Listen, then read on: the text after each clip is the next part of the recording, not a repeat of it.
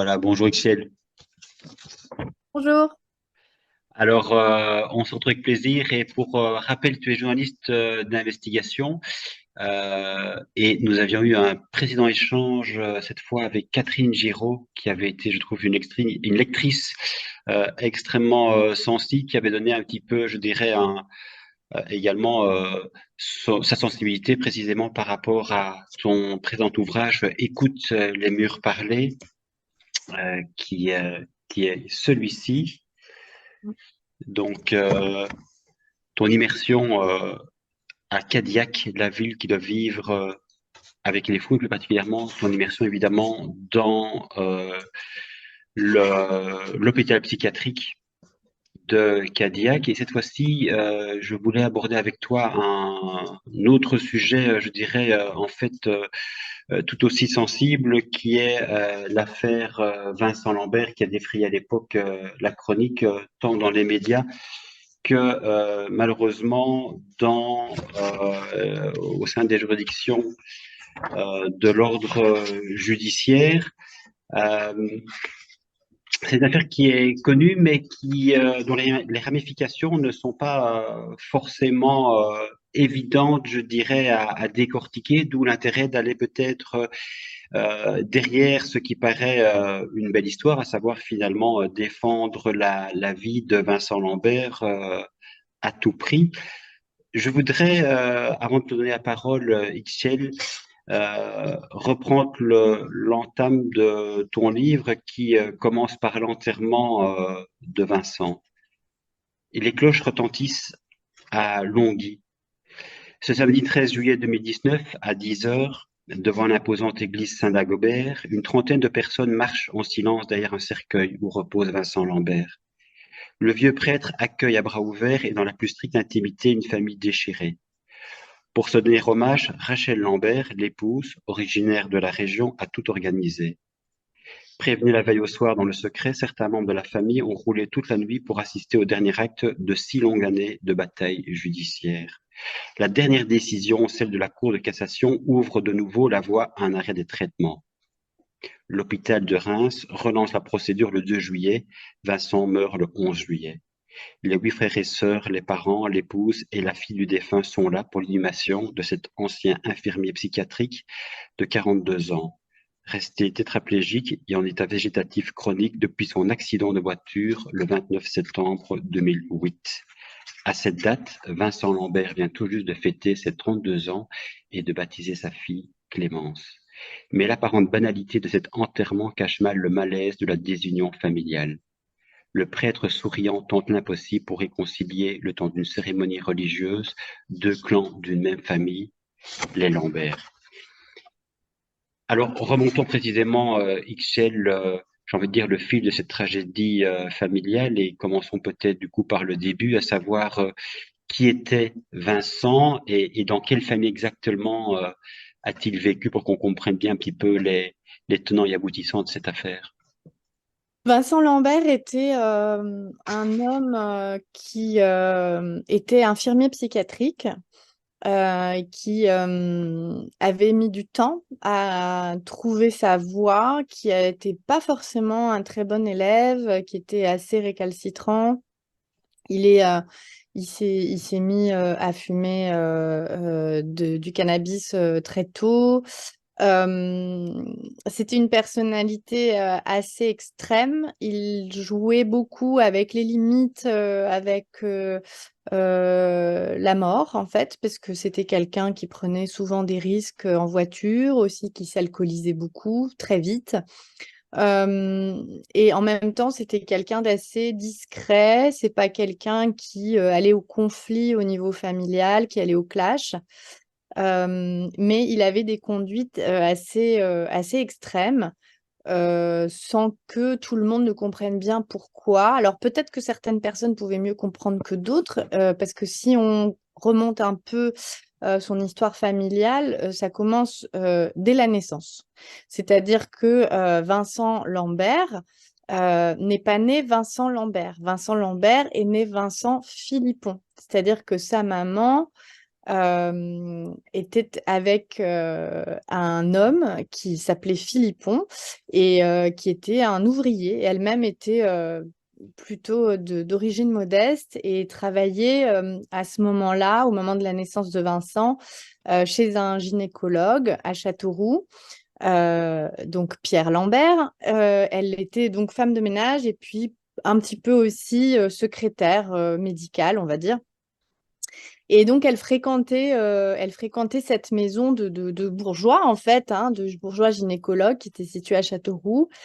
Et donc Vincent Lambert est le premier d'une union illégale, on va dire, transgressive, puisque Vincent Lambert, son vrai père, c'est Pierre Lambert. Mais au moment où il naît, Viviane Lambert, sa mère, qui est Viviane Philippon, va dissimuler en fait la paternité, la réelle paternité de Vincent Lambert. Et donc Vincent va naître dans cette famille modeste. Donc ça, c'est vraiment ça ressemble presque à un scénario de fiction en fait, tellement c'est assez hallucinant en fait les conditions dans lesquelles il va naître. Et il va grandir dans cette famille modeste, en fait, avec ce père dont il va apprendre à l'âge de 6 ans que ce n'est pas son père, avec qui il va beaucoup se lier d'ailleurs, et qui va l'élever comme si c'était son fils. Euh, et l'histoire va durer comme ça pendant 6 ans, jusqu'au jour où, parce que après Vincent, il y a d'autres frères et sœurs qui vont naître, toujours de Pierre Lambert, jusqu'à ce que Monsieur Philippon se rende compte que ce n'est pas le père. Donc, à un moment donné, évidemment, il n'en peut plus et il demande à Viviane de choisir, en fait, et de faire son choix et de décider de se séparer et de faire en sorte que les enfants soient reconnus avec leur vrai père, qui par ailleurs les accouche, parce que c'est le gynécologue aussi de Viviane Lambert. Donc, vous imaginez un enfant de 6 ans qui, du jour au lendemain, apprend que son père n'est pas son père et que du jour au lendemain, il faudra qu'il ne s'appelle plus Philippon, mais Lambert, et que désormais, il faudra qu'il appelle papa Pierre Lambert, ce gynécologue qui ne connaît pas très bien, en fait, qu'il côtoie de temps en temps quand Viviane les amène chez cette famille de bourgeois, qui a par ailleurs déjà 2 enfants, hein, Dominique et Marie-Geneviève. Et voilà. Et donc, du coup, première violence, on va dire, psychologique, première cassure dans la vie de Vincent. Son père n'est pas son père et désormais, il faudra qu'il aille vivre avec Pierre Lambert et ses différents frères et sœurs parce que Viviane a eu aussi 3 garçons avec Monsieur Philippon. Et donc, on a là une espèce de famille recomposée avec des enfants de chaque côté qui finalement va finir par s'unir. Et finalement, cet enfant, le premier qui va subir de plein fouet ça, c'est Vincent Lambert. Donc voilà, ça c'est le cadre en fait qui permet d'expliquer ce que je disais au début, c'est-à-dire un enfant meurtri. Si on veut pousser un petit peu plus loin encore, Vincent Lambert va subir un deuxième traumatisme qui va maintenant, cette fois-ci, être complètement lié aux obédiences religieuses des parents. C'est-à-dire que Vincent Lambert, quelques années plus tard, à l'âge de, si je me souviens sont bons, je crois, 8 ou 9 ans, lors d'un camp scout, va être abusé sexuellement. On ne sait pas la nature exacte des abus parce qu'il n'a jamais voulu le raconter, mais on sait que c'est Philippe Peignot, l'abbé Philippe Peignot, qui va abuser de lui, qui va aussi essayer d'abuser de son demi-frère plus âgé, qui est celui qui va donner l'alarme à la mère de Vincent Lambert. Et ça va être une deuxième très grande cassure dans la vie de Vincent, qui est déjà très fragilisé au niveau familial, et qui là vraiment va voir son univers d'enfant complètement écroulé avec cette violence, puisqu'on sait, on sait les dégâts que font les violences sexuelles dans l'enfance, et surtout avec le lien avec la religion en fait, parce que je ne sais plus trop ce que lui disait le père, ce prêtre, en fait, Philippe Peignot, mais il me semble il faisait un lien avec la religion et que pour Vincent, ça a été une sorte de dégringolade globale, en fait, puisque la mère, Viviane Lambert, était extrêmement pieuse et que les parents étaient versés dans ce courant qu'on appelle la fraternité Saint-Pédis. Voilà, donc ça, c'est un peu le cadre qui va après, pour moi, de mon point de vue, d'un point de vue psychologique, expliquer aussi toutes les addictions et le comportement extrêmement violent et auto... oui, oui, vraiment, Vincent se faisait du mal à lui-même au point, ce jour-là, où il y a eu cet accident de voiture qui fait qu'il se retrouve en état végétatif. Évidemment, cet accident de voiture, ben, ça, ce n'est pas étonnant, en fait, de voir qu'il a eu cet accident de voiture. On ne sait pas ce qui s'est réellement passé, mais en tous les cas, il s'est retrouvé en état végétatif suite à tout ce déroulé là. Voilà. C'est ça.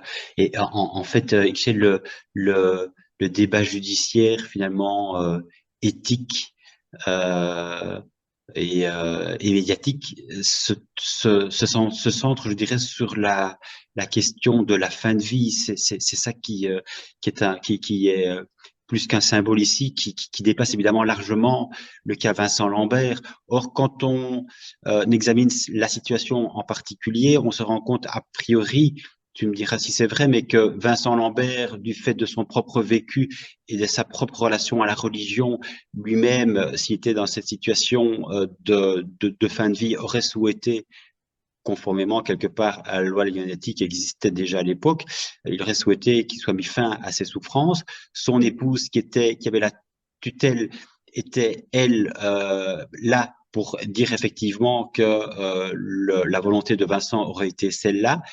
Et d'un autre côté, on a notamment, mais pas que, les parents qui forment quelque part un autre clan et qui vont se battre pour faire en sorte que Vincent ne soit pas débranché. Donc finalement, quels sont les ingrédients ou certains des ingrédients qui ont rendu possible finalement cette tragédie familiale? Alors, d'un point de vue plus, on va dire, médical, c'est en fait le point de départ, il est médical parce que il se trouve que Vincent Lambert est en état végétatif, qui va rester en état végétatif pendant 6 ans, avant que même la femme de Vincent Lambert ne décide quelque chose.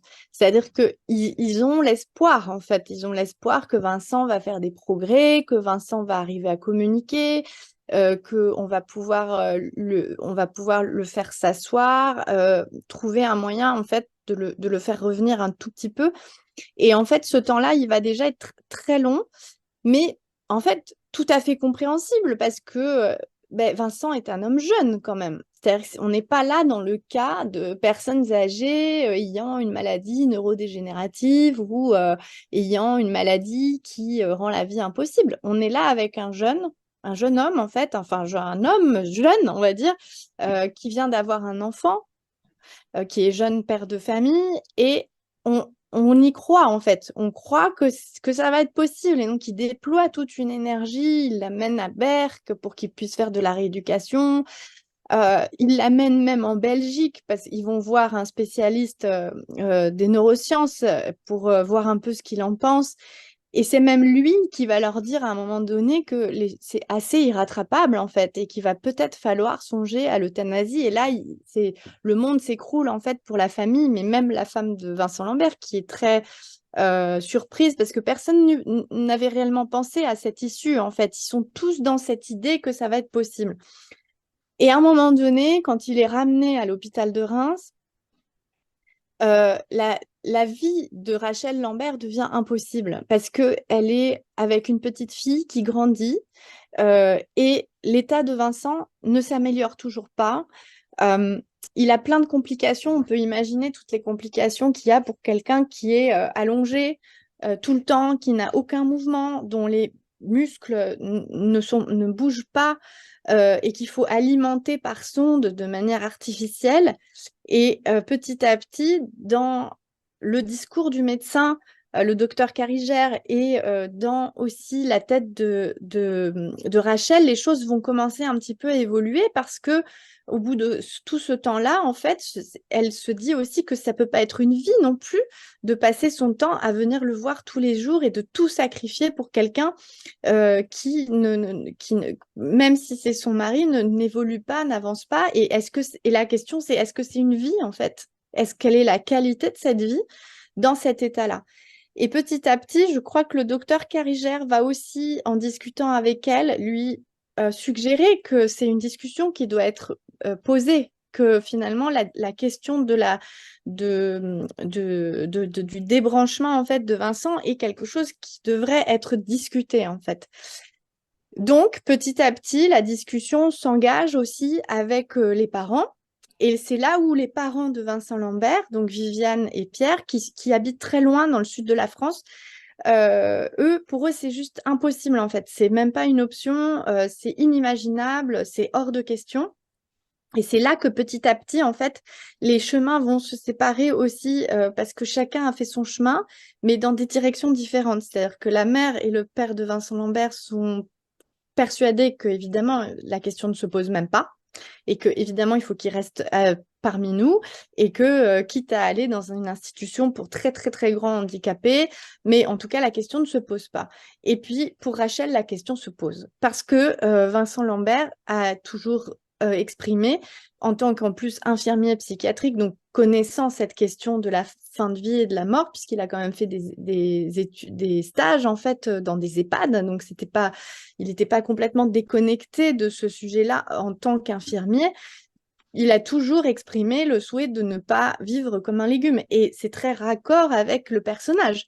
C'est-à-dire que c'est quelqu'un qui était très entier, qui n'aimait pas, qui tenait à son autonomie, qui n'était pas quelqu'un de passif. C'était quelqu'un qui était plutôt dans l'action, même trop dans un certain sens, puisqu'il se mettait en danger. Donc, de ce point de vue-là, Rachel va se mettre à la place de Vincent d'une certaine manière en se disant mais qu'est-ce qu'il aurait réellement voulu? Et la première erreur qui va commencer à nouer tout ce nœud gordien qui va faire que la famille Lambert devient une affaire Lambert, c'est que une collègue du docteur Carigère va prendre la décision de le débrancher sans en parler à la mère et au père, avec l'accord de Rachel. Voilà. Alors que à ce moment-là, la question de la tutelle n'est pas encore complètement résolue, puisque la question de la tutelle, c'est l'affaire elle-même, Vincent Lambert, qui va faire que la loi évolue sur cette question de qui a la tutelle dans un cas comme ça. Voilà, la première histoire, c'est ça. Ça commence à ce moment-là. Les parents, au bout de 3 semaines, parce que la famille vient le voir de temps en temps, se rendent compte qu'il est débranché, qu'il est en train de mourir. Et là, ils prennent un avocat. Et les choses commencent à ce moment-là parce qu'ils ont le sentiment qu'on a pris une décision derrière leur dos, qu'ils n'ont pas été consultés, ce qui est vrai en soi. Mais tout le nœud va être là, c'est-à-dire qui peut décider? Est-ce que c'est l'épouse? Est-ce que c'est les parents? Qui a le dernier mot? Sur quelle base? C'est-à-dire, effectivement, Vincent Lambert n'a jamais écrit je ne veux pas qu'on me laisse brancher si jamais il m'arrive quelque chose et que j'ai un accident. Évidemment qu'il ne l'a pas écrit, mais il l'a dit. Et c'est là-dessus que les parents, avec les avocats, vont commencer à jouer sur le doute, en fait. Parce que qu'est-ce qui nous prouve que Vincent Lambert n'a pas dit ça en l'air pour rigoler? Et qu'est-ce qui nous prouve qu'il n'a pas conscience aujourd'hui de tout ce qui se passe? Et qu'est-ce qui nous prouve qu'en fait, il n'aurait pas envie de rester avec nous? Et sur ce doute, en fait, les choses, elles vont s'amplifier. Et donc, c'est à ce moment-là, vraiment, à partir de cette première erreur, finalement, et de cette difficulté pour le médecin, hein, de savoir comment s'y prendre, en connaissant, bien sûr, les convictions religieuses aussi de la mère et du père, et surtout de la mère, qui est celle qui vraiment est à l'œuvre et qui est complètement persuadée que c'est Dieu qui décide à la fin de donner ou pas l'autorisation à quelqu'un de mourir. Enfin, c'est Dieu qui décide, on ne peut pas décider à sa place. Donc c'est une espèce d'entremêlement entre une difficulté du médecin à savoir comment gérer cette situation, et de l'équipe médicale, et de cette mère qui est campée sur une idéologie religieuse extrême, puisque la fraternité Saint-Pédis, ça fait partie des franges les plus dures quand même du clan du Tradiland, on va dire. Et donc là, vous avez deux éléments qui s'imbriquent et qui vont resserrer le nœud au lieu de le desserrer, et qui vont faire que on sera parti pour des années de batailles judiciaires, de procédures judiciaires à coups d'avocats, de tribunal administratif, de cour d'appel, de commission européenne. Enfin, voilà, ça va aller super loin. Mais le premier échec, en quelque sorte, il se trouve à cet endroit-là, en fait. Mhm. Tu as le sentiment, Michel, que quelque part, parce que quand j'ai lu évidemment ton livre avec attention, et je connaissais aussi un petit peu de l'époque déjà, quand elle s'est sortie, cette affaire Vincent Lambert, j'avais, j'avais le sentiment évidemment que ça dépassait complètement Vincent et que Vincent finalement était instrumentalisé, notamment par les religieux qui, de fait, quelque part, sont un petit peu les porte-voix de Dieu, qui instrumentalisent peut-être aussi, du coup, Dieu au moins en partie. Et du coup, je me demandais, mais euh, comment cette instrumentalisation est rendue possible? Et finalement, est-ce que si Vincent Lambert avait fait des déclarations anticipées de fin de vie, est-ce que réellement ça aurait pu résoudre le problème, ou bien cette affaire le dépasse entre guillemets tellement que finalement le problème tel qu'on l'a connu dans les médias et dans les sphères judiciaires avait toutes les chances néanmoins de se développer de cette façon qu'on a connu. Ouais, c'est une question qui est très difficile parce que le médecin a beaucoup de pouvoir en France. Le médecin, il a une possibilité de décider de ce qu'il veut, en fait, dans son service. Et c'est un des points, d'ailleurs, qui est très intéressant dans cette affaire, c'est que si vous avez affaire à un médecin, par exemple, qui est très croyant, qui a des convictions religieuses fortes, comme celle de la mère de Vincent Lambert, par exemple, il peut décider tout seul de ne pas administrer une dose létale de morphine pour faire cesser les souffrances. Il peut le décider, en fait. Euh, Ça, c'est un point qui est très important parce que c'est justement un des éléments qui a été discuté et débattu par rapport à ces histoires de volonté anticipée. C'est-à-dire que quand on a dit, après l'affaire Vincent Lambert, il faut absolument que tout le monde écrive ses volontés anticipées, eh bien, il y a des gens qui ont écrit leur volonté anticipée et dont la volonté n'a pas été respectée, en fait, par le médecin ou le chef de service qui n'a pas mis en œuvre, en fait, ce désir, en fait. Pourquoi? Parce que, en fait, le suicide assisté, ou on peut l'appeler comme on veut, l'euthanasie ou l'aide à mourir, n'est pas légal en France.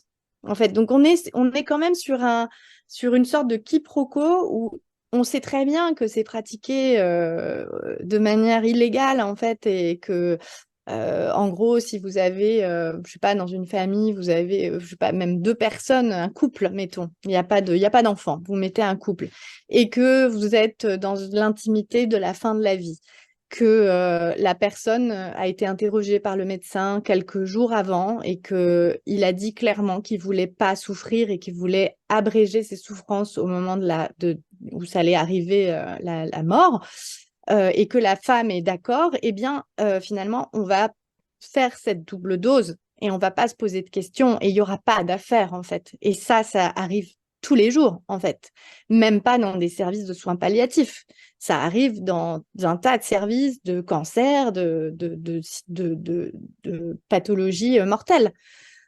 Donc, il y a une sorte d'hypocrisie qui est très claire où on ne veut pas légaliser quelque chose qui se produit déjà aujourd'hui, et tous les médecins ne sont pas capés, ou ne sont pas, comment je pourrais dire, ne sont pas favorables à cela, en fait. Et à contrario, j'ai des tonnes d'exemples de familles où la famille demandait instamment de abréger les souffrances et le médecin-chef le refusait, en fait. Le refusait, mais par conviction religieuse, souvent, en fait. Donc, c'est là où on se dit, finalement, c'est extrêmement injuste, quelque part, de se dire que tout ça relève des individus, en fait. C'est selon, en fait, si on tombe sur un médecin qui va être très croyant ou si on tombe sur un médecin qui peut-être est croyant et respecte la volonté de la personne, ou si on tombe sur un médecin croyant et qui veut absolument imposer sa propre manière de faire, eh bien, c'est un peu la roulette russe, quoi. Et ça, c'est vraiment un gros souci qui, à mon avis, aujourd'hui, malgré l'affaire Vincent Lambert, n'est absolument pas résolu en France, en fait, cette question-là. D'ailleurs, on est en plein dans ce débat avec la question de la fin de vie, avec ce décalage en permanence de oui, on va annoncer quelque chose, on va annoncer, il faut qu'on discute, il faut qu'on prenne l'avis de tout le monde. Évidemment, les religieux, tous ensemble, pour le coup, là, ils s'entendent parfaitement bien. Vous avez tous les types de religions qui sont ensemble pour dire on ne doit pas aller vers ça, ce n'est pas correct. Et le lobby qui est très fort, en fait. Et Emmanuel Macron n'est pas pour le moment dans un désir, en tout cas, il ne le montre pas, dans une volonté d'aller vers une légalisation de l'euthanasie. Donc, finalement, l'affaire Vincent Lambert, en soi, elle a poser quelques jalons de choses qui n'allaient pas, comme cette question de la tutelle ou la question des directives anticipées, mais avec ce biais où on ne sait pas trop comment ça peut finir en fonction de sur qui on tombe. Et puis, il y a autre chose aussi. Il y a autre chose, c'est que Vincent Lambert était jeune et que c'est ça qui a énormément cristallisé, en fait, et qui a vraiment mobilisé l'extrême droite les catholiques traditionalistes, en fait, autour du fait qu'il était jeune et de quel droit on pouvait finalement supprimer la vie de quelqu'un qui était jeune, en fait. Déjà, évidemment, ça ne se pose pas pour les personnes âgées, mais encore moins, si j'ose dire, pour quelqu'un de jeune qui a une famille, qui vient de faire une famille, en fait. Donc, les parents, ils se sont beaucoup appuyés là-dessus et les avocats et tous les lobbies d'extrême droite et alors politique aussi, mais aussi toute cette sphère qui est par exemple la Fondation Le Jeune, qui est par exemple Jeanne Smith, qui était journaliste à présent, qui sont des gens qui sont du côté de Civitas, Riposte Laïque. Ce sont des gens qui sont dans pardon, pas Riposte Laïque, Riposte Catholique. Donc, il y a tout un tas de gens qui ont senti le potentiel de l'affaire pour brandir en étendard leur opposition à une possible loi sur l'euthanasie. Donc vraiment, on est là dans une mise en place d'une sorte de martyr. Donc Vincent Lambert devient une sorte de martyr, porte-étendard de la lutte contre l'euthanasie. C'est ce qui est totalement absurde parce que, évidemment, que si c'était arrivé dans une famille qui était laïque, la question, elle ne se serait même pas posée en ces termes et ça ne serait pas devenu une affaire. Donc, la mère de Vincent Lambert a volontairement politisé et utilisé ses propres convictions religieuses pour faire de son fils un porte-étendard.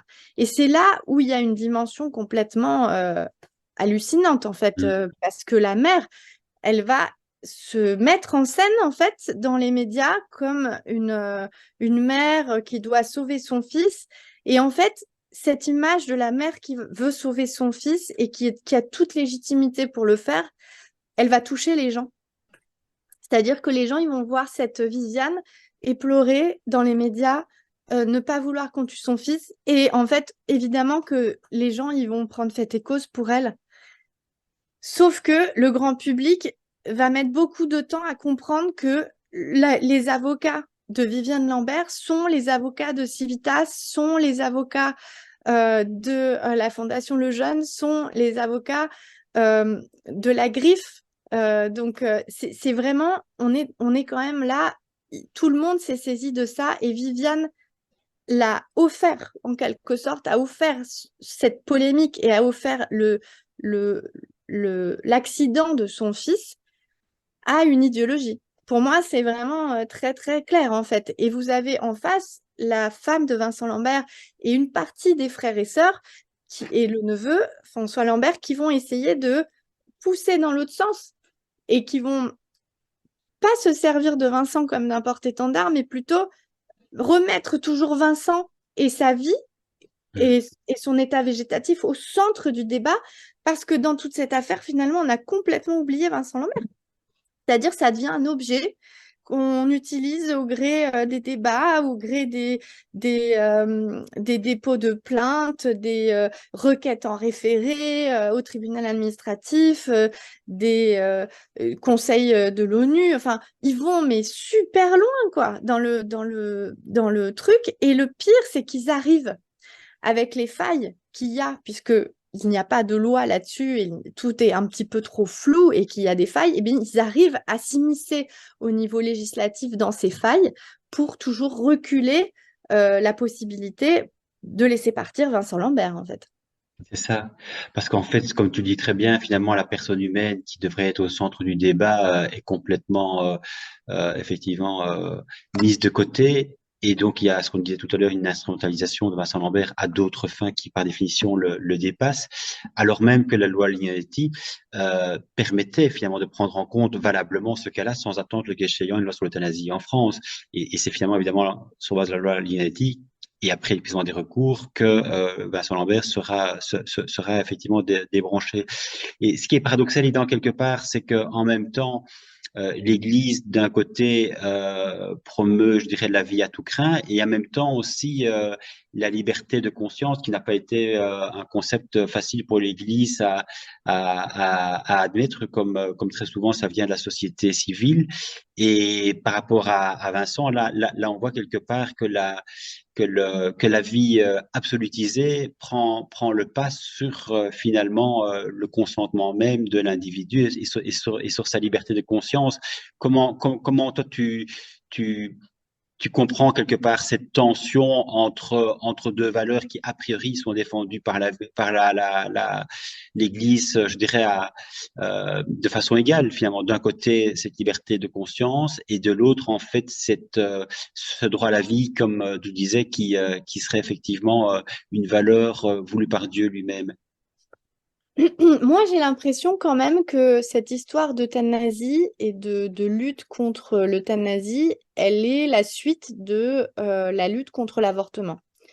On est dans un fil historique qui se tient absolument. Quand j'ai un petit peu commencé à comprendre, je voulais comprendre qui était le père de Vincent Lambert, je me suis aperçue que c'était un gynécologue qui était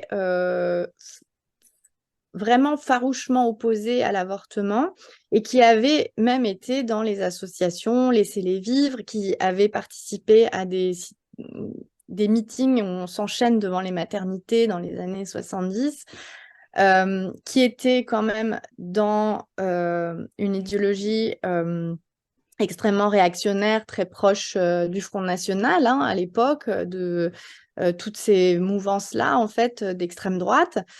Et que finalement, ça a été une suite logique quelque part. Pour lui, ça a été une suite logique, même s'il a été toujours un petit peu en retrait par rapport à sa femme.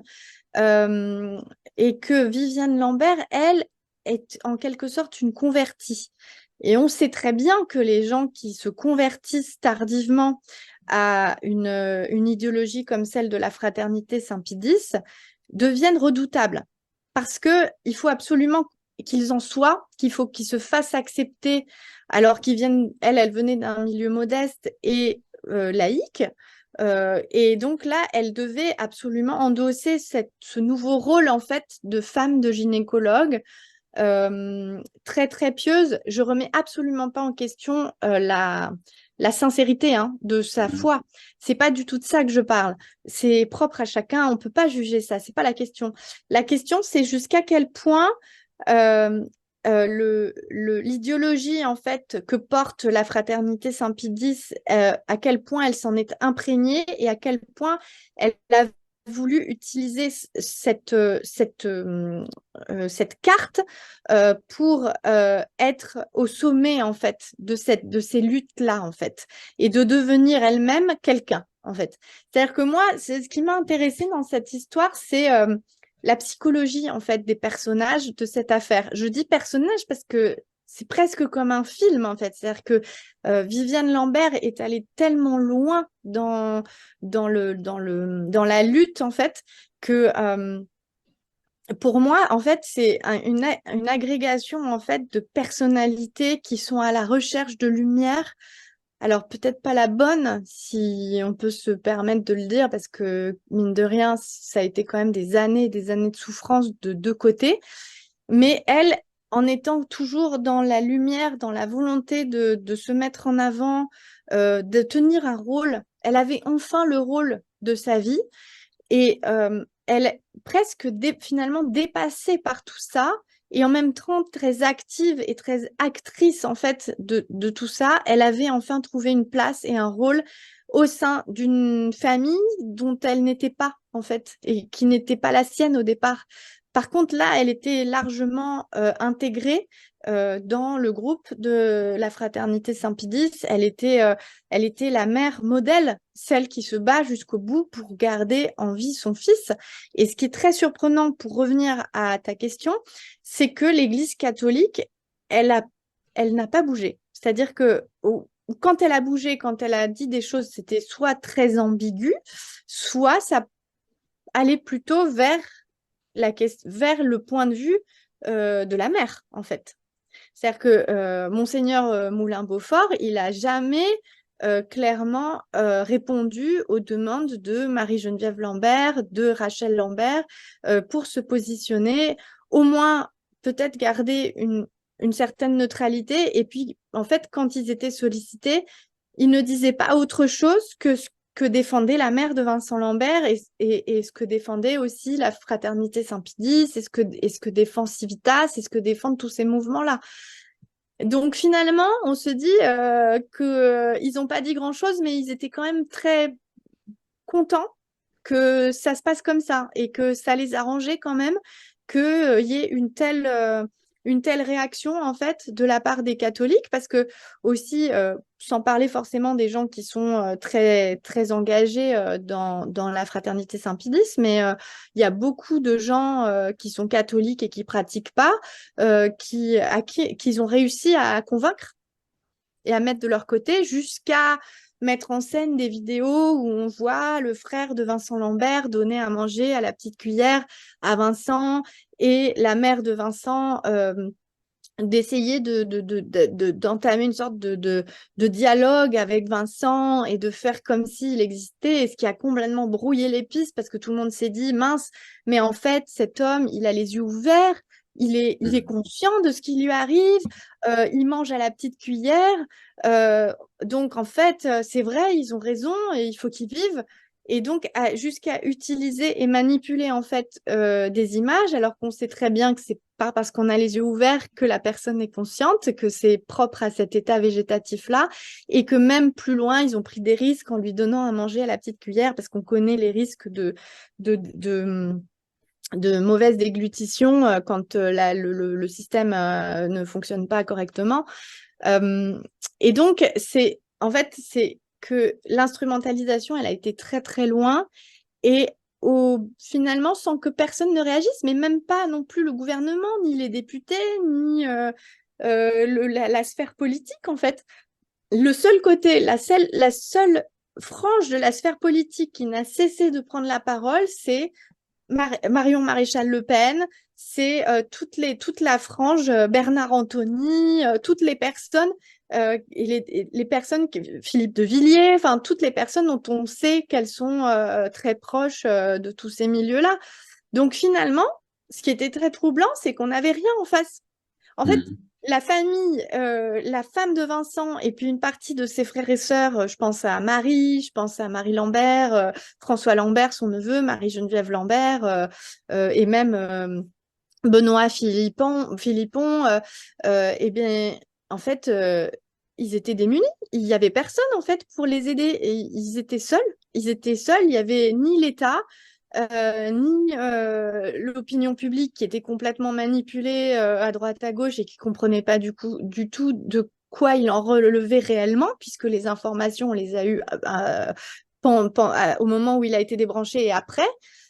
Personne ne savait très bien l'histoire de Vincent et le rôle extrêmement toxique qu'avait eu sa mère dans sa vie et dans son histoire, toute l'histoire que je vous ai racontée au début, et que c'était quelqu'un de profondément meurtri en fait par la manière dont il a été élevé et par l'éducation qu'il a reçue. Il a été aussi envoyé en pension pendant des années dans le sud de la France, éloigné de sa famille. Par la volonté de sa mère, dans une pension de la fraternité Saint-Pédis, où il n'avait plus aucun lien en fait avec sa famille. Donc c'est quand même, c'est quand même le vilain petit canard, quoi. Enfin, c'est vraiment celui. Et puis au moment où il y a une affaire comme ça qui se déclenche, ça devient le personnage principal, mais le personnage principal qui ne peut pas parler. Mm. Donc sa mère parle à sa place et sa mère l'utilise pour en faire un objet qui va lui être utile à elle toute seule en fait, à elle personnellement en fait, à son image et à sa place en fait en tant qu'égérie du mouvement anti-euthanasie. Mm. Donc pour moi, il y a aussi cette dimension-là où il y a eu une forme de solitude terrible de la part de la femme de Vincent Lambert face à toute cette déferlante à cette image qui a été véhiculée de gens horribles qui voulaient lui supprimer la vie, alors que finalement, eux seuls savaient et connaissaient si bien Vincent Lambert pour faire cette démarche-là, évidemment, Mm. en fait. Mm. Voilà. Mais comme tu le relates très bien, en fait, Ixchel, il y a finalement deux aspects aussi. C'est de fait la force quelque part de l'image. Hein, voir Vincent Lambert avec les yeux ouverts, ça fait trahir l'imagination et on se dit qu'il y a quelqu'un qui est encore vivant et qu'on veut débrancher. Et il y a évidemment aussi la force des extrêmes qui quelque part sont une minorité au sein de la société, mais qui sont une minorité extrêmement agissante parce qu'effectivement, elles absolutisent la vie. Et il y avait notamment, tu en as parlé, les avocats des parents de Vincent Lambert, donc Maître Payot et Maître Triomphe. Il y avait évidemment forcément la fraternité Saint-Pédis. Il y avait également Monseigneur Sarah qui était un fervent défenseur de la vie entre guillemets jusqu'au Vatican et jusqu'au pape François. Et puis il y a l'extrême droite que tu as cité et Marine Le Pen. Donc, au niveau des responsabilités de l'Église, évidemment, c'est vrai qu'on peut aussi se dire que, loin quelque part d'apaiser le débat, ils ont jeté de l'huile sur le feu et quelque part ont instrumentalisé, comme on le disait, la vie de Vincent Lambert. Et tu en parles très bien dans ton livre par rapport précisément à l'envers du décor et les soutiens. Euh, massif du côté des parents de Vincent Lambert et notamment ceci, tu dis ce lundi soir, Marie-Geneviève Lambert est chez elle, concentrée sur le décès prochain de Vincent, puisque après une énième fois, on pouvait enfin espérer quelque part que Vincent puisse partir en paix, sur le point d'aller se coucher, quand elle reçoit un SMS d'un ami médecin qui lui écrit, sans plus de précision, ce sont des dingues, l'Église est responsable dans cette catastrophe, je suis vraiment désolé pour vous. Et c'est vrai que l'Église est responsable et du coup c'est intéressant de questionner de nouveau la doctrine même de l'Église. Euh, et notamment le magistère de l'Église catholique, qui s'est déjà en fait prononcé par le passé, parce qu'elle se prononce un peu sur tout lorsqu'il s'agit effectivement de débats éthiques, et précisément sur le retrait de l'alimentation et de l'hydratation. La question était de savoir évidemment si c'était un soin considéré comme raisonnable ou si effectivement c'était déraisonnable. Et l'Église dit ceci, que celle-ci soit naturelle ou artificielle constitue une euthanasie par omission, c'est-à-dire selon la définition de l'euthanasie donnée par le pape Jean-Paul II dans son encyclique Evangelium Vitae du 25 mars 95, une action ou une omission qui par elle-même et par intention cause la mort dans le but d'éliminer toute souffrance. Et dans la même encyclique, le pape Jean-Paul II a précisé que cette doctrine est fondée sur la loi naturelle et sur la parole de Dieu écrite. Donc c'était évidemment quelque part le noyau dur, incontournable et donc par définition indérogeable. Et le pape François lui-même à plusieurs reprises, notamment par rapport à l'euthanasie, par rapport à l'avortement, a parlé de la culture du déchet. Et il a repris effectivement cette même expression par rapport au cas de Vincent Lambert. Absolument. Oui, oui. c'est extrêmement contradictoire parce que si on allait au bout de ça, dans ce cas-là, il faudrait pas se prendre de médicaments. Si on laissait vraiment faire la nature, dans ce cas-là, il faudrait dire à toutes ces personnes-là qu'il faudrait qu'elles arrêtent de se soigner avec des médicaments et que s'ils veulent laisser faire la nature et qu'ils ont un cancer, mais qu'ils laissent faire la nature. Mais c'est absurde en fait, c'est complètement absurde. Être alimenté et hydraté de manière artificielle, c'est grâce à ça que Vincent Lambert était en vie en fait. Et que tous les soins qu'on ne voit pas, nous, en tant qu'opinion publique, mais en fait, Vincent Lambert bénéficie de soins. Il y a 14 personnes autour de lui quotidiennement pour éviter qu'il ait des escarres, pour éviter que le cœur s'arrête, pour éviter qu'il ait des complications respiratoires, pour pouvoir l'alimenter correctement. Dans l'alimentation, on met des tas de médicaments, des tas de antidouleurs, tout ce que vous voulez. Enfin, c'est des cocktails qui sont absolument déments. Et tout ça, en fait, donc ça veut dire que donc enfin, c'est contradictoire, quoi. Je veux dire, on maintient quelqu'un en vie artificiellement et en même temps, on dit il faut le laisser comme ça et comme ça, on verra combien de temps il tient. Mais en fait, non. Maintenir quelqu'un de manière artificielle comme ça, c'est ça qui est pas chrétien, en fait. C'est ça qui est pas chrétien. Ça ne, c'est inaudible. Mais ce qui est fou aussi, c'est que on a, on a, on n'a jamais vu une manif pour l'euthanasie, en fait. Enfin, je veux dire, les gens. Vous demandez, d'ailleurs, on le sait maintenant, l'opinion publique, elle est pour l'euthanasie, mais qui ne serait pas pour l'euthanasie? En fait, qui ne serait pas surtout pour ne pas souffrir? Parce que si on vous demande, on fait un sondage en disant est-ce que vous préféreriez souffrir en mourant ou pas souffrir en mourant? Ben, pas souffrir, en fait, personne n'a envie de souffrir. Donc il y a cette dimension aussi de la souffrance, en fait, de la souffrance du martyr. Il faut souffrir, il faut souffrir. Et en fait, euh, quand il y a eu cette affaire, évidemment que vous n'avez pas vu des tonnes de gens aller soutenir Rachel Lambert en disant oui, on vous soutient, vous avez raison de vous battre pour laisser partir votre mari. Mais c'est pas parce qu'il n'y avait pas une manifestation comme ils l'ont fait en face qu'il n'y avait pas une adhésion silencieuse au fait que, évidemment, personne n'aimerait avoir une vie allongée sans conscience ou alors vraiment une conscience minimale parce que c'est vrai qu'on ne sait pas ce qui se passait dans le cerveau de Vincent. C'est vrai qu'on ne sait pas ce qu'il sentait. On ne sait pas ce qu'il pouvait comprendre ou pas comprendre. Personne ne le saura jamais, en fait. Et ça, c'était aussi une des clés de la bataille, en fait, du côté de la mère de Vincent Lambert, c'est qu'on disait, donc le doute, ce que je disais tout à l'heure, c'est-à-dire, comme on ne sait pas, et ben dans le doute, on va penser que peut-être oui.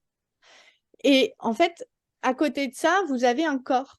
Vous avez un corps qui est en train de dépérir, un corps qui est en train de présenter de plus en plus de dégradation, en fait, parce que ça relève de la magie médicale, en fait, de garder un corps pendant 10 ans qui ne bouge pas, qui est allongé et qui peut rien faire et qui peut pas communiquer. C'est une prouesse médicale, en fait, de faire vivre quelqu'un dans ces conditions. Donc moi, la question que je pose, c'est, au lieu de poser la question de qui a le droit de faire mourir qui, la question, c'est de savoir cette personne-là, quelle est la qualité de sa vie? Là, à l'instant T où on parle, en fait, quelle est la qualité de sa vie? Est-ce qu'il peut interagir ou pas avec la famille? Quand même, la mère, elle a été il y a eu un mariage, je ne sais pas une des sœurs, peut-être, je crois que c'est une des sœurs de Vincent Lambert, Anne Lambert, qui est extrêmement aussi versée dans cette idéologie-là. Ils sont deux frères à être versés dans cette idéologie-là. Euh, et Vincent Lambert, tout en étant dans cet état végétatif, ils l'ont assis sur une chaise, ils l'ont habillé en costume avec un nœud papillon, enfin, dans cet état végétatif dans lequel il était, ils l'ont fait venir au mariage dans cet état, en fait. Ils ont pris des photos comme ça, à Vincent, complètement figé. En fait, c'est la vie à tout prix. C'est la vie, il y a un côté euh, acharnement, acharnement de vie avec quelqu'un qui n'a plus de lien avec rien, en fait, et qui ne peut plus rien faire, qui ne peut plus vivre, en fait. C'est ça qui est complètement, d'un point de vue philosophique, on atteint une absurdité extraordinaire quand même. Et, et en fait, quand il a été une première fois débranché et que je ne sais plus c'était qui, c'était le conseil, je ne sais plus qui, c'est le tribunal de Paris qui a réussi, qui a cassé cette décision, je crois, si mes souvenirs sont bons, je ne me souviens plus très bien. La Cour d'appel de Paris qui va suspendre en fait le 20 mai Oui. cette procédure et qui va ordonner la reprise des traitements et de voir la réaction en fait des avocats Mm. en hurlant au milieu des sympathisants, c'est la remontada, on a gagné, c'est génial, on a encore réussi à stopper cette entreprise de mort, comme ils l'appelaient eux, en fait, et de voir cette ferveur, en fait, c'est là où pour moi, ça devient incompréhensible, en fait, parce que finalement, c'est mais comme ça l'est dans l'Église et comme ça l'est à la Fraternité Saint-Pédis, euh, c'est l'institution et les valeurs qu'elle porte qui sont au-dessus des êtres humains, en fait, au-dessus des hommes et des femmes. Et quoi qu'il en coûte, quoi qu'ils puissent en souffrir, quel que soit le niveau d'écrasement, en fait, individuel, on ira au bout, en fait. Et, et je trouve que c'est nier Vincent Lambert. De s'être comporté de cette manière-là, c'était une manière de nier son histoire, sa vie et sa personnalité, en fait, qui a été quand même décrite sous toutes les coutures pendant des années par 40 experts, par les différents membres de la famille. Et même Viviane Lambert, elle n'aurait pas pu dire que Vincent Lambert était quelqu'un d'extrêmement équilibré, qui allait très bien. Elle était obligée aussi d'admettre que son fils allait mal, en fait, qu'il était dans un état de dépression, que c'était pas facile, qu'on s'alcoolise pas comme il s'alcoolisait de cette manière-là quand tout va bien, en fait, que c'était bien symptomatique de tout ce parcours de souffrance d'enfance où il a été mis à l'écart. Et donc, il me semblait intéressant de ne pas prendre l'affaire en tant que telle sans essayer de comprendre pourquoi c'était devenu une affaire et pourquoi ça s'était cristallisé autour de ce personnage-là, autour de ce Vincent Lambert-là, en Mm. fait, qui a vraiment pris de plein fouet toutes les folies de sa mère, en fait, toute cette ces mensonges, en fait, parce que c'est vraiment une histoire de mensonge, l'histoire de la mère de Vincent Lambert, qui a fait tout ce qu'elle a pu pour s'extraire de sa condition très, très modeste, ouvrière, en fait, et qu'elle a réussi. Elle a réussi à s'en extraire, mais à quel prix? C'est À ça. quel prix? Mm. Ce qui est intéressant, comme tu le soulignes, Ixchel, c'est de voir évidemment d'où les personnes parlent pour comprendre évidemment leur façon d'agir. Ce qui est terrible quelque part dans cette histoire, parce que c'est vrai que quand j'ai écouté les uns et les autres, je me dis, mais finalement, dans le fond, euh, il y a des principes, j'ai envie de dire, théoriquement magnifiques, mais quelque part, qu'on en applique aux autres, et on veut effectivement soumettre quiconque vit une situation pareille à une doxa, mais quelque part, si la personne elle-même, qui est si rigide pour les autres, devait vivre ce type de situation, est-ce qu'elle tiendrait évidemment encore les mêmes discours? C'est toute une question d'expérience. Et là, évidemment, je voudrais quand même reprendre, parce que c'est un point important, quand on parle effectivement des différentes personnes, mouvements notamment extrémistes qui étaient derrière les parents de Vincent Lambert, on peut quand même voir la dureté du propos précisément. Tu dis notamment ceci, alors qu'une troisième tentative d'arrêt des soins a débuté pour Vincent le 2 juillet 2019, les membres du Rassemblement national se déchaînent. Joëlle Mélin, députée européenne du RN, n'hésite pas à interpeller la famille de Vincent, celle qui souhaite le laisser partir. Vincent Lambert n'est absolument pas en fin de vie et des soignants sont en train de l'assassiner sur consigne de la loi pour satisfaire une partie de la famille qui n'a pas osé affronter cette même loi en exécutant ce même geste passif des assises. Totalement sidérant. Jean Messia, membre du bureau national du RN, suivi par 40 000 abonnés, tweet un djihadiste condamné saisit une instance internationale? Point d'interrogation. On nous expliquera bruyamment que l'état de droit et les valeurs de la République commandent d'attendre l'avis de l'instance. Mais pour Vincent Lambert, cette décision est superfétatoire et il y a urgence à le tuer. Dingue, dit-il. Et puis, il y a les propos également de Gilbert Collard, autre député du RN. Donc, c'est vrai que ça va dans ce sens-là.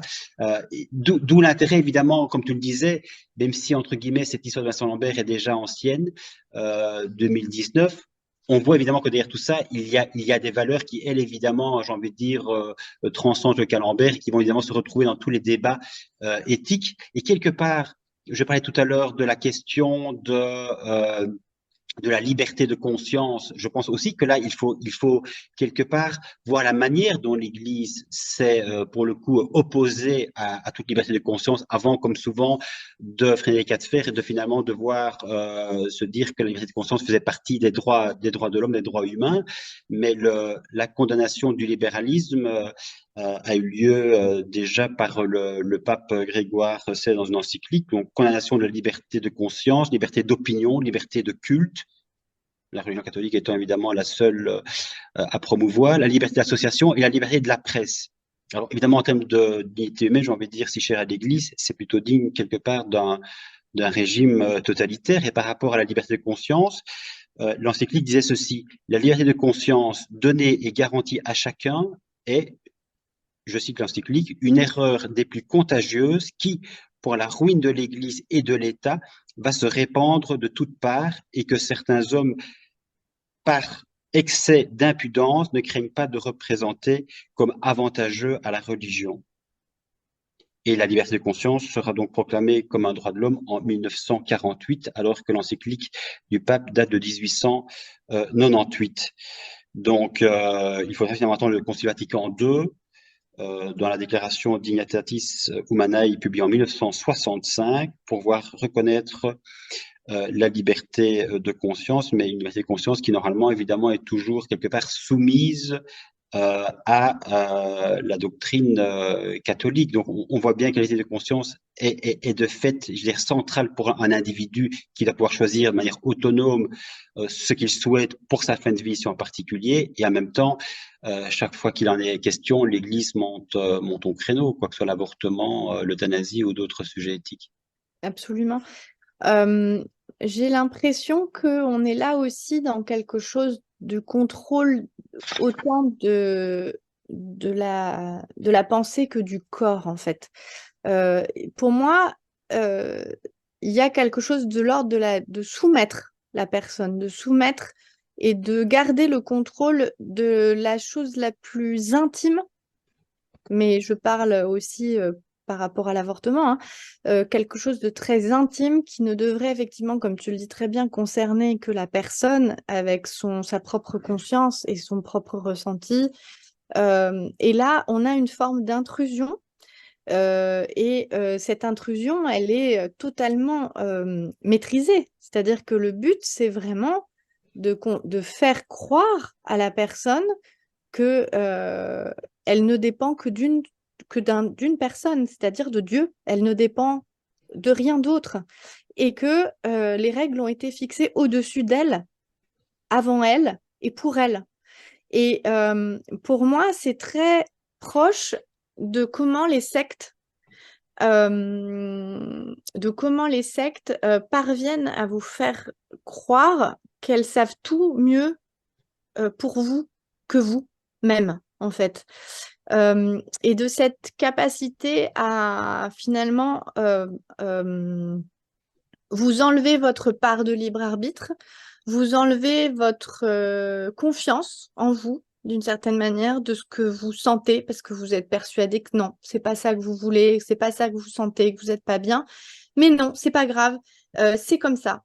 On vous l'a dit, donc c'est comme ça, en fait. Et pour moi, c'est des mécanismes qui sont assez proches dans cette décision ultime, finalement, qui est la vôtre et qui est dans cette idée dans la croyance aussi que finalement, si vous ne suivez pas les règles jusqu'à votre mort, eh bien, vous n'irez pas au paradis. vous ne serez pas reçu comme il se doit parce que vous aurez été contre, vous aurez fait une intervention alors qu'il ne devait pas y en avoir et que c'était pas à vous de décider en fait. Et donc il pèse aussi derrière ça l'idée que vous allez continuer à en souffrir après parce que vous n'avez pas pris la bonne décision et que vous avez finalement a eu trop de liberté quoi, par rapport à cette décision qui doit tomber d'en haut et qui ne peut pas être interceptée en fait. Et il y a ça aussi, il y a cette croyance aussi que finalement tout doit être régenté du début à la fin et que ces valeurs-là, elles vont vous diriger et elles vont diriger votre vie en fait. Et on est en 2024. On est en 2024 et la science a fait énormément de progrès. Alors peut-être que ce qui était valable à une certaine époque, quand il n'y avait pas de traitement chimiothérapie, qu'il n'y avait pas un tas de médicaments qui pouvaient vous sauver, qu'il y avait un tas de maladies d'épidémies extrêmement graves, de choléra, de tout ce qu'on connaît, je sais pas, au Moyen-Âge ou au moment des chevaliers ou après, bien après, jusqu'à il n'y a pas longtemps, puisque quand même les vaccins, les maladies, tout ça, il y a eu un bond en avant depuis pas si longtemps que ça, si on regarde à grande échelle, enfin à l'échelle de l'humanité, on va dire. Euh, et cette difficulté de l'Église à comprendre que peut-être elle doit vivre avec son temps, en fait, et que on n'en est plus à ce contrôle entier du corps et de l'esprit, mais que on peut, d'une certaine manière, avoir une foi et avoir envie de ne pas souffrir en mourant, c'est possible en fait. Et cette difficulté de l'Église, et en France en particulier, je trouve, cette mainmise, ce poids extrêmement lourd des valeurs de l'Église sur finalement la vie et la mort d'un citoyen, je trouve que c'est complètement passéiste et complètement contre-productif, d'autant qu'il y a énormément de catholiques et de gens qui ont la foi et qui croient en Dieu, qui peuvent tenir les deux en même temps. C'est pas un problème en fait. On peut avoir la foi, croire en Dieu, espérer, être chrétien, faire des œuvres caritatives. On peut vivre ça et en même temps ne pas vouloir souffrir parce que on n'en est plus là en fait. Et c'est là où je trouve qu'il y a un espèce de décrochage qui est négatif, qui est passéiste et qui finalement est contre-productif, même si on voit ça d'un point de vue purement stratégique de la part de l'Église, qui fait fuir les gens en fait, qui fait fuir les fidèles. Parce qu'ils ne se retrouvent pas dans cette rigidité, et même y compris des prêtres qui essayent de faire bouger pour certains les choses de l'intérieur et qui ont des points de vue qui sont peut-être même pour l'euthanasie, incroyable. Parce que j'ai parlé avec certains prêtres qui sont pour l'euthanasie, parce qu'ils réfléchissent, ils raisonnent 2 secondes et demie, et c'est pas un problème, ils tiennent les deux. Et ça n'en fait pas moins des prêtres et des gens qui sont capables de raisonner, de réfléchir et d'apporter du réconfort à leurs paroissiens. Voilà, donc ça, c'est quelque chose, je pense que l'Église a un train de retard sur la société, sur l'opinion, sur la manière dont on peut accorder plein de choses qui ont l'air totalement inconcevables ensemble et qui en fait sont possibles. Mais ça, c'est un point de vue. Hein. Là, je ne suis pas dans Bien l'enquête, sûr, dans bien ce que j'ai sûr, mené, bien mais sûr. c'est la sensation que j'ai après avoir travaillé sur plusieurs sujets qui concernent les emprises sectaires du côté de ces mouvements-là, de ces mouvances traditionnalistes catholiques, qui pour moi sont des dérives sectaires pour certaines. Et donc, cette sensation du contrôle complet, en fait. Mais pour moi, il y a un objectif qui n'est pas le bien-être de la personne, mais qui est de sauver l'institution et ses valeurs, mais qui sont d'un autre temps, en fait. Voilà. Oui, Et oui, ça, bien sûr. ils en sont persuadés. Je ne doute pas qu'ils y croient à 1000% et qu'ils pensent que c'est la bonne voie. C'est d'ailleurs bien le problème, parce qu'ils sont extrêmement sincères dans leurs croyances. Mais ils emportent dans leur sillage des gens qu'ils broient, en fait. Et Vincent Lambert, pour moi, est une victime collatérale des croyances et de l'extrémisme catholique intégriste de sa mère. Voilà.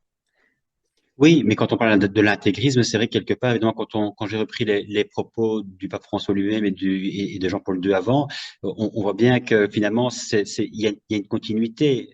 On ne voit pas très bien finalement où est le distinguo entre les intégristes et les non-intégristes dans l'Église, à partir du moment où justement, quand c'est un débat éthique, ils se retrouvent tous autour du même cas pour finalement faire non pas bande à part, mais au contraire avoir une voix évidemment unanime. Donc il y a forcément derrière tout ça la volonté de contrôler les consciences, parce que ne pas contrôler les consciences, c'est évidemment autoriser le croyant, le fidèle à vivre librement et par définition, le cas échéant, à prendre évidemment ce qui le convient dans la doctrine de l'Église et ce qui ne lui convient pas. Mais je voudrais faire aussi une petite incise, XL, mais qui n'est pas, à mon sens, une incise à proprement parler, c'est-à-dire que on se rend compte quelque part que plus certains mouvements et communautés d'église sont rigides avec la morale et plus en réalité dans leur sein, mais du coup, évidemment, ça génère une omerta terrible parce qu'il faut évidemment sauvegarder la réputation de ces communautés et mouvements. Plus on se rend compte quelque part qu'en leur sein, ils vivent quelque part des abus extrêmement graves. Et là, je voudrais euh, me rattacher entre guillemets à ton livre que tu as écrit et sur lequel j'espère que nous aurons également l'occasion d'échanger, qui est les enfants martyrs de Riomont. Donc, je ne sais pas très bien si on voit bien la couverture, mais donc c'est les enfants martyrs de Riomont enquête sur un pensionnat intégriste. Et donc là, effectivement, on revient à la fraternité Saint-Pie X. Et on pourrait faire également un parallèle précisément avec l'actualité toute récente, puisqu'il y a une enquête du journal suisse qui a été publiée le 13 janvier 2024, qui fait état de violences exercées au sein de plusieurs établissements de la fraternité, du canton de Suisse, du Valais à Bruxelles, en passant par la Savoie et la Bretagne. Il y a un collectif d'aide aux victimes qui estime le nombre de prêtres problématiques dans la fraternité à une soixantaine, soit près de 10% des effectifs. Et cette même fraternité, d'ailleurs, a refusé d'ouvrir ses archives dans le cadre justement de l'enquête qui a mené au rapport public récemment, donc le rapport dit Sauvé. Donc on voit bien que la culture du secret est extrêmement importante. Donc de nouveau, il y a une morale intransigeante, intangible à l'égard de l'extérieur, et en son sein, en fait, on voit bien que cette morale, quelque part, elle n'est pas tenable. Et oui, mais c'est comme l'affaire Vincent Lambert, en fait, parce que cette Viviane, quand même, elle était mariée, elle a eu des enfants hors mariage. Ensuite, elle s'est mise avec ce nouveau mari. Enfin, je veux dire, c'est la contradiction totale entre les valeurs, ce qu'on porte et l'image en fait qu'on donne et la vraie vie en fait, c'est-à-dire ce qu'on vit dans la vraie vie, évidemment, est fait d'erreurs, est fait de, de, de, de, de hasard, de rencontres, évidemment, en fait, et on part du principe, c'est comme si l'Église pensait que, voilà, une fois que vous êtes mariés, ben voilà, c'est jusqu'au bout, et c'est peut-être ce qui se pratiquait avant, mais avec un tas d'hypocrisie, parce qu'on sait très bien que les gens allaient voir ailleurs et qu'il y avait un tas de tromperies, etc. Donc, c'est d'autant plus, j'ai envie de dire, par rapport à la famille Lambert, si on examine un peu le contexte de la famille Lambert, c'est d'autant plus aberrant de défendre à ce point, et peut-être que c'est ça aussi qui leur permet de tenir, c'est-à-dire de faire figure, quoi, de défendre un tas de valeurs de manière bec et ongle, de manière complètement hystérique, de manière extrême, peut-être pour masquer aussi derrière les choses qui vont pas, ou alors pour pouvoir continuer à les faire en toute tranquillité, parce que c'est un peu ce qui s'est passé aussi dans cette enquête que j'ai faite sur le pensionnat intégriste catholique de Riomont, qui est basé à Liévin, où en fait, l'image qu'ils donnaient, c'était une œuvre charitable pour sauver des enfants dans la première moitié de leur œuvre, donc de 1960 à 1980. L'objectif, c'était de sauver des enfants des mines démunis, puisque les mines étaient en train de plonger et qu'il n'y avait plus cette économie-là. Les mines fermaient les unes après les autres. Les enfants, ils étaient démunis, les familles étaient alcoolisées. c'est une réalité. C'est vrai que c'était très dur socialement. Et vous avez là des prêtres qui viennent et qui vont essayer de donner une bonne éducation aux enfants. Ça, c'est la face positive, en fait. C'est le vernis, en fait. Et derrière ça, ce qu'il y a eu, c'est qu'en fait, ils ont profité de ces enfants, puisque la DAS, l'institution publique payait pour ces enfants, en fait, et l'argent revenait à ces prêtres. Et ces prêtres, qu'est-ce qu'ils faisaient? Ils faisaient travailler les enfants, leur ont fait construire le village, ils les ont maltraités, ils étaient violentés, ils étaient abusés sexuellement pour certains, pas tous, et ils étaient traités, ils mangeaient extrêmement mal, et ils étaient extrêmement maltraités, et on leur a appris la violence. La vie en société, c'était la violence, c'était le chacun pour soi, c'était la loi de la jungle. Et donc, pour certains, pour beaucoup, pour tous, quand ils sont sortis de là, ils étaient complètement inadaptés, ils comprenaient rien. On leur disait que les femmes, elles étaient faites pour faire des enfants et que si elles ne le faisaient pas, c'est que c'était des prostituées. Donc, en fait, avec une vision extrêmement binaire des rapports humains, des rapports aux femmes, voilà, avec des réactions extrêmement violentes. Si quelqu'un vous regardait de travers, c'était bon, c'était le point sur le visage et c'était réglé, quoi. Donc, c'est beaucoup d'hypocrisie quand même, tout ça. Moi, c'est surtout ça qui m'anime en fait pour travailler sur ces sujets-là. En fait, c'est de montrer que finalement, ils valent pas mieux, quoi. En fait, ils disent qu'ils valent mieux parce qu'ils ont une stature, parce que ce père Revé qui a fondé ce pensionnat catholique intégriste était une grande figure locale, qu'il avait toute une ramification de soutien, des notables qui venaient tous finalement laver leur conscience. Ils venaient laver leur conscience le dimanche avec les petits-enfants pauvres des mines. Ils venaient laver leur conscience auprès du prêtre et ils allaient lui donner de l'argent pour se refaire une virginité de tout ce qu'ils avaient peut-être mal fait ou ce qu'ils n'avaient pas bien fait dans leur vie. Euh, la lessiveuse, elle fonctionne, hein. Ça marche super bien. Vous donnez de l'argent, après vous ressortez, votre conscience, elle est tranquille. C'est comme pour la confession, hein. Vous pouvez faire tout ce que vous voulez, après vous allez vous confesser et tout va bien, hein, tout est OK. En attendant, il y a des gens qui subissent ça, en fait. Il y a des gens qui subissent des abus sexuels, il y a des gens qui subissent des violences physiques, il y a des enfants, et des enfants surtout, parce que c'est aussi le propos de ce livre, c'est la question, mais où est la protection de l'enfance dans cette histoire? Où est-elle et pourquoi ça a duré 60 ans, cette histoire, une espèce de faillite collective où tout le monde s'est mis des œillères à fermer les yeux alors qu'on savait très bien que c'était extrêmement grave et que ça dysfonctionnait. Moi, je trouve que ça se tient avec la question de la fin de vie, avec cette instrumentalisation qu'il y a eu pour l'affaire Vincent Lambert, avec cette volonté de montrer une façade, de montrer un vernis pieux, préoccupé du sort du fils, du frère, et au final, a une attitude extrêmement égoïste, finalement, et extrêmement... on se sert de tout ça pour soi-même se mettre en avant. Très personnellement, je pense qu'on fait tous ça, en fait.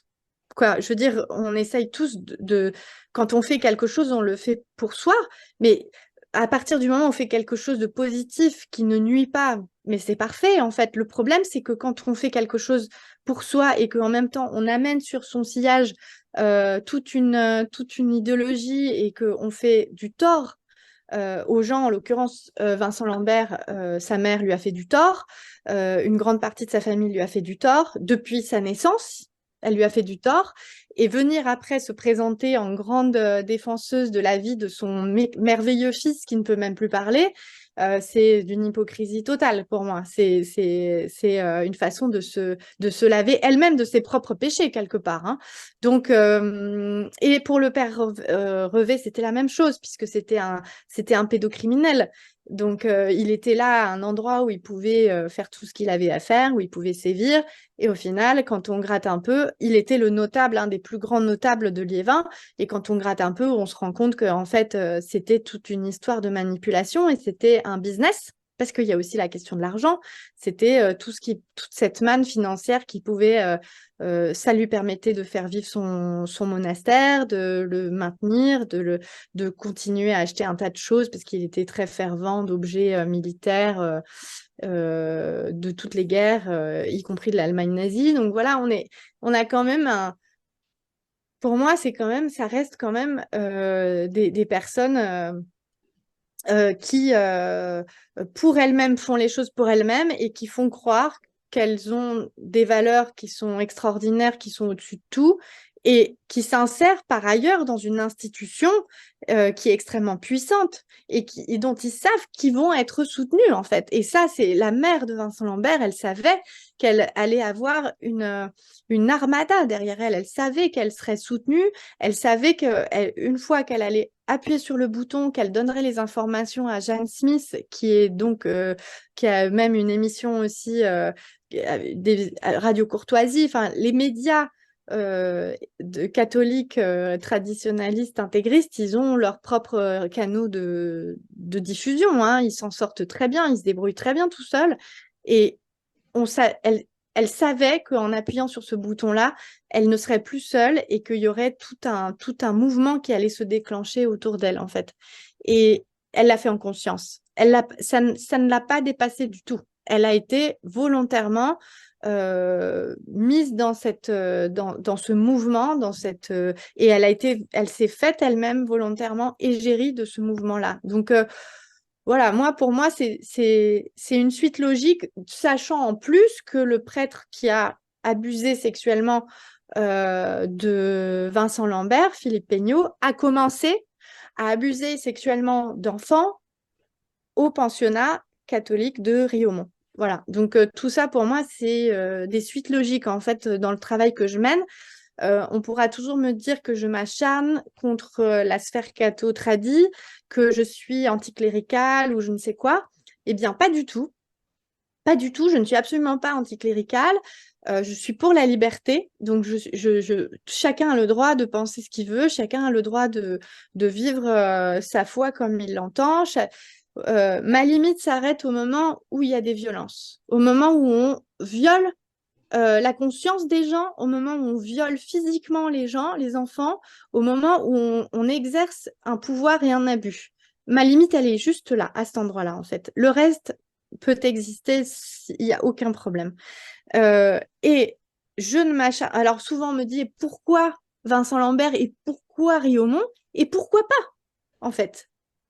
Voilà, évidemment, Oui. des dysfonctionnements, il y en a partout, dans l'aide sociale à l'enfance, dans les foyers d'aide sociale à l'enfance, il y a des viols aussi, il y a des abus physiques, il y a tout partout, on trouve de tout partout, c'est pas la question. La question, c'est et pourquoi pas? Il Oui, se en trouve fait, que mon chemin a croisé des personnes qui m'ont raconté ces histoires-là et que de fil en aiguille, j'ai travaillé là-dessus, mais ce n'est pas une volonté de ma part de m'acharner ou de faire comme le dit Riaumont, de tirer sur l'ambulance. Absolument pas. Moi, Riaumont, s'il n'avait pas violenté des enfants, maltraité des enfants, traité des enfants comme des esclaves, je ne serais absolument pas allée enquêter sur Riaumont. Je l'ai fait parce que j'ai rencontré des victimes. C'est toujours comme ça, en fait. C'est bien toujours comme sûr, bien sûr. Et puis, je pense que quelque part, tu rends service en dénonçant, puisque de toute façon, un leitmotiv quand même des communautés, mouvements d'église et de l'église elle-même, c'est que la vérité rend libre. Donc, quelque part, libérer la parole, dire effectivement ce qui pose problème, c'est aussi une façon d'assainir évidemment le passé pour faire en sorte qu'il ne se reproduise plus. Ça paraît quelque part assez élémentaire, mais on voit bien aussi quelque part que dans toutes ces histoires, je l'ai dit tout à l'heure, que finalement c'est Dieu qui est instrumentalisé parce que tout se fait évidemment toujours, que ce soit par action ou par omission, pour le plus grand bien de Dieu. Donc c'est vrai que l'Église quelque part retombe toujours sur ses pieds, quels que soient les abus commis, elle arrive toujours à tenir un discours pour se dédouaner finalement même de ces crimes qu'elle finit par appeler simplement des péchés que l'on peut laver simplement au confessionnal. Donc c'est vrai que c'est toujours la même problématique qui se pose.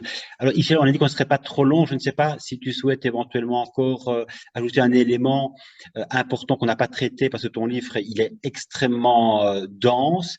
Et c'est de nouveau une enquête d'investigation avec quelque part aussi, on sent ta patte, c'est-à-dire qu'on sent l'investigation et on sent aussi quelque part l'immersion personnelle et le oui. cœur que tu mets en fait à dire les choses et non pas la volonté entre guillemets de détruire pour détruire, mais la volonté toujours d'investiguer, c'est-à-dire de faire la vérité, de dire que le réel est celui-là pour faire en sorte précisément que je le disais tout à l'heure, que soit assaini ce qui doit l'être, quoi.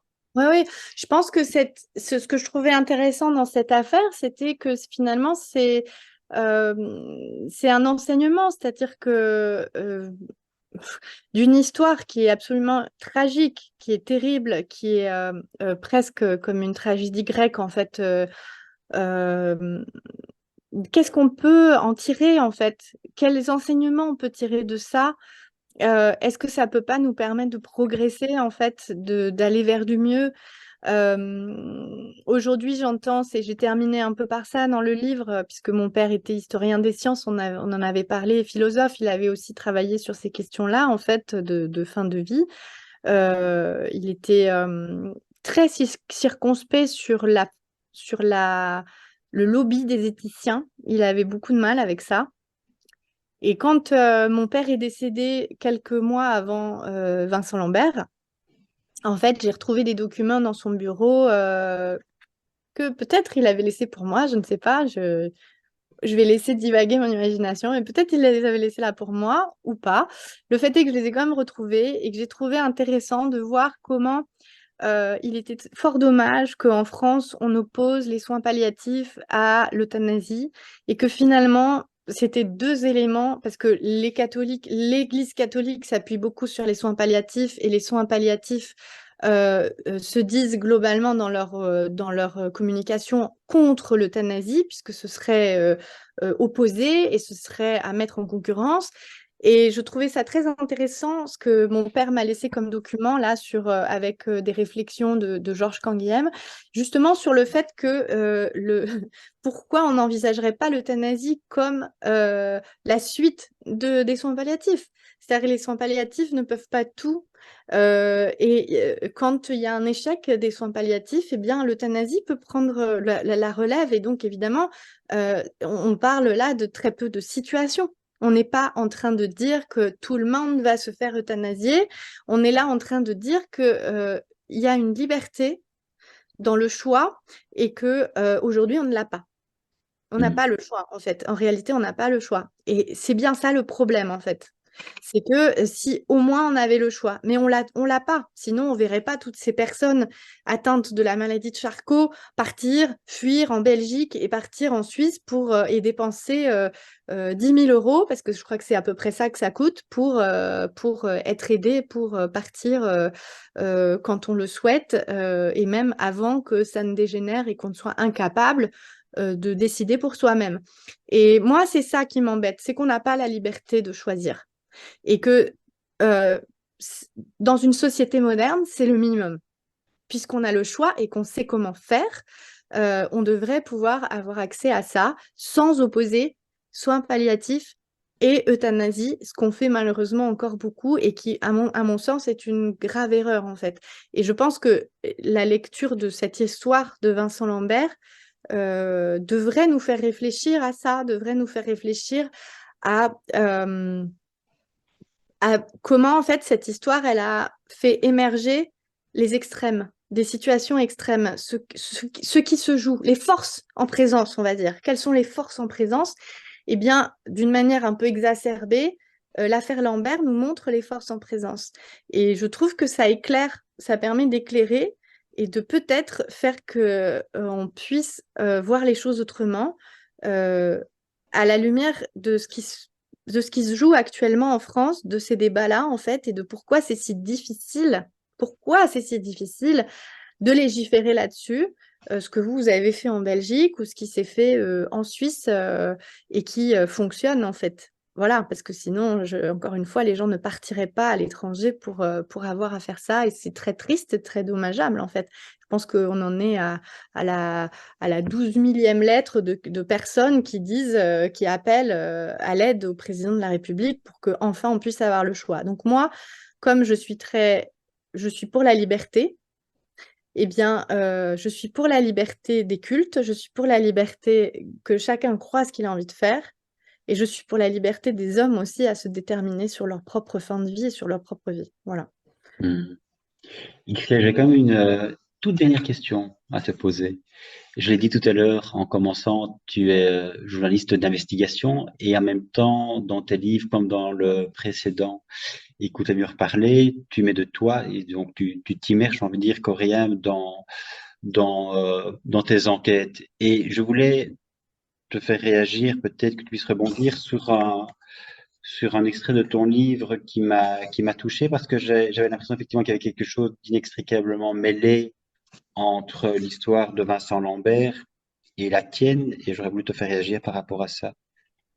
Sur mon téléphone portable, mes propres photos de famille se mêlent aux leurs, à celles qu'ils m'ont confiées de Vincent enfant, entouré de ses frères et sœurs en vacances dans les Hautes-Alpes, des photos de famille lors de communion, de mariage ou d'anniversaire, où l'on voit Vincent et sa femme Rachel. Sur mon téléphone, je vois grandir Vincent, passant de l'enfance à l'adolescence. Il me devient familier.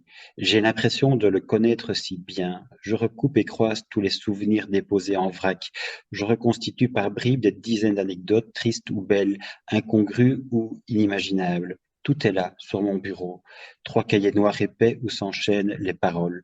Certaines, nous choisissons ensemble de les taire, scrutant la limite du dicible et de l'indicible. Qu'est-ce qui, en fait, dans l'histoire de Vincent Lambert, te touche à ce point que tu y consacres effectivement du temps pour en écrire un livre? Ça, c'est une question qui est difficile. Je ne saurais pas trop quoi répondre, mais je crois que je suis toujours très préoccupée par ceux dont on parle et qui n'ont pas la parole. Ceux dont on parle, ceux dont on pense savoir ce qu'ils ont en tête, ceux qui sont silencieux, ceux qui sont marginalisés, ceux qui sont voilà, qui ont pas la voix. En fait, Vincent Lambert, il pouvait pas parler. Il était sans voix. Il était là et tout le monde parlait à sa place. Tout le monde savait pour lui. Et je crois que mon désir d'écrire ce livre a été une volonté de mieux le connaître, en fait, de comprendre qui il était, en fait, au fond, de qui on était en train de parler, en fait, de qui toutes les médias, toute la presse parlaient, de qui chacun était persuadé d'avoir la vérité sur lui, de savoir qui il était, ce qu'il voulait, ce qu'il désirait, et au fond, mais qui était-il? Moi, en fait, c'est ça ma question, c'est mon questionnement, c'est de me dire, mais finalement, pour qu'on soit en arrivé là, c'est que c'était quoi son histoire, c'était quoi sa personnalité, c'était quoi son désir, c'était quoi ses blessures, c'était quoi son... Et donc, c'est peut-être en creux ce qui m'intéresse, je ne sais pas si je réponds à la question, mais en creux, ce qui m'intéresse, c'est justement euh, le fait de donner la parole, ou de donner une voix, de donner une existence, de donner une silhouette, un physique, une humanité à quelqu'un qu'on ne connaît pas et qui est au cœur d'une affaire. Enfin, moi, c'est ça qui m'a énormément choquée et impressionnée. Comment peut-on parler de quelqu'un qu'on ne connaît pas, en fait? Parce que si vous demandiez dans la rue à quelqu'un, c'est qui Vincent Lambert? Enfin, ah oui, c'est le mec qui est allongé, qui est en état végétatif, il y a toute une histoire. Mais c'est qui Vincent? Vincent, je sais pas qui c'est, en fait. Et Vincent, il aimait quoi, en fait? Vincent, il rêvait de quoi? Et Vincent, il s'est débrouillé avec quoi comme histoire familiale? Personne ne pouvait répondre parce que personne ne s'était réellement posé la question. Donc c'est ça, moi, qui m'a animé beaucoup, en fait. C'est la personnalité de Vincent Lambert. C'est ce personnage-là, maltraité, parce que je considère qu'il a eu une enfance terrible, qu'il a vécu des maltraitances. Et peut-être que j'arrive un petit peu à répondre à la question, c'est-à-dire que finalement, le sort des enfants dans cette affaire, mais vraiment, me touche beaucoup. Voilà. Moi, j'aime beaucoup les enfants. Pour moi, c'est des petites personnes qui sont extrêmement intéressantes. Je trouve que, bah, alors je ne sais pas si c'est comme ça en Belgique, mais en France, il y a une tendance à ne pas, un peu comme avec les handicapés. des gens qui sont en fauteuil roulant, on va plutôt parler à la personne qui est debout plutôt qu'à la personne qui est en fauteuil roulant. Et bien les enfants, c'est pareil, on va plutôt parler aux parents plutôt que de demander ce qu'en pensent les enfants. Alors, je ne suis pas en train de dire qu'il faut que les enfants, c'est les enfants rois et tout ça dans Non, bien sûr. l'éducation, c'est en dehors de ça. Ce que je veux dire, c'est que les enfants sont très intéressants, qu'ils ont beaucoup de choses à dire et beaucoup de choses à communiquer pour peu qu'on veuille bien les écouter, en fait. Ça m'est arrivé dans des salons de signature que des parents arrivent avec les enfants et en fait, je me mets à parler avec les enfants et les parents, ils se sentent, ils comprennent pas en fait parce que je me mets vraiment à parler avec eux, on discute, on a des discussions et je trouve qu'on considère pas les enfants. On les considère pas à leur juste valeur, avec tout leur univers, avec tout ce qu'ils peuvent dire.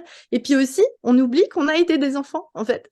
Et que on n'est pas des adultes, on n'est pas état d'enfant, état d'adulte, mais qu'on est un ancien enfant, en fait. Moi, je le vois plutôt comme ça.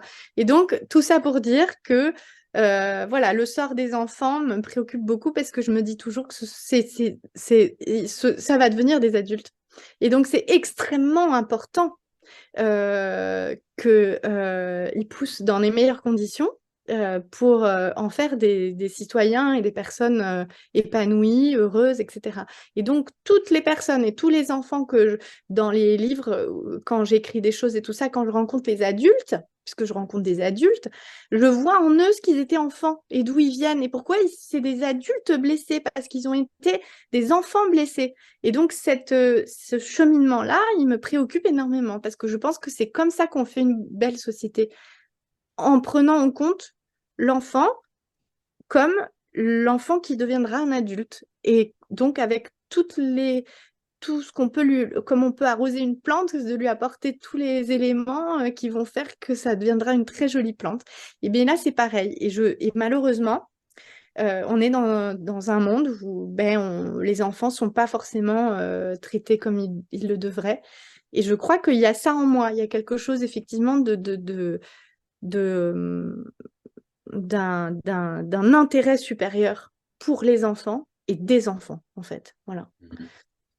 Ce sera le mot de la fin, Xiel, parce que du coup, tu nous as ramené, j'ai envie de dire, au cœur de l'humain, ce qui est effectivement, je pense, une trame de tous tes livres. Donc, un tout grand merci pour ce nouvel échange. Merci beaucoup. À bientôt. À bientôt.